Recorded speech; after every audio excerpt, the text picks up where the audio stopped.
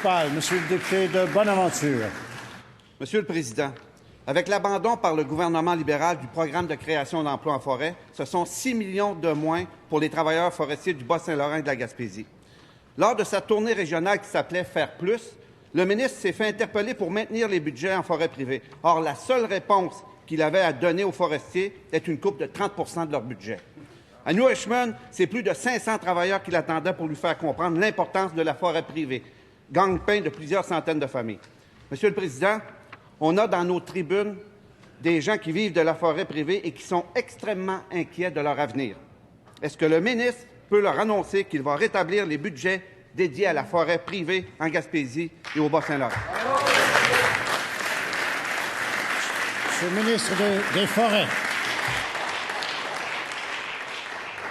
Oui, Monsieur le Président. Donc, dès l'an passé, nous avons annoncé des investissements records en travaux sylvicoles partout dans toutes les régions du Québec.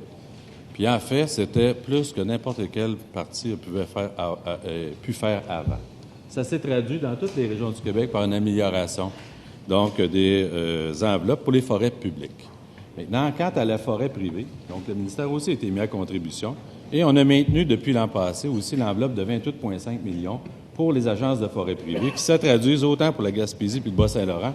Puis mon collègue du Kamouraska, de Rivière-du-Loup, Témiscouata, qui m'en parle aussi à toutes les semaines. Donc, l'enveloppe là, qui est dédiée à chacune des régions, ce qui se traduit pour le Bas-Saint-Laurent à 24,1 millions encore cette année pour envoyer les gens travailler en forêt. Et en Gaspésie, à 18,1 millions, donc pour cette année. Et comme on a annoncé les travaux sylvicoles pour la prochaine année, donc le montant en forêt publique est toujours présent.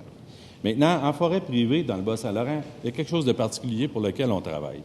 En 1980, il y a eu la tordeuse de Bourgeon-d'Épinette, ce qui a résulté, à replanter la forêt. Et il y a un mur de bois qui s'en vient dans le Bas-Saint-Laurent et la Gaspésie, et pour lequel nous consacrons tous nos efforts à faire cette école de première éclaircie commerciale.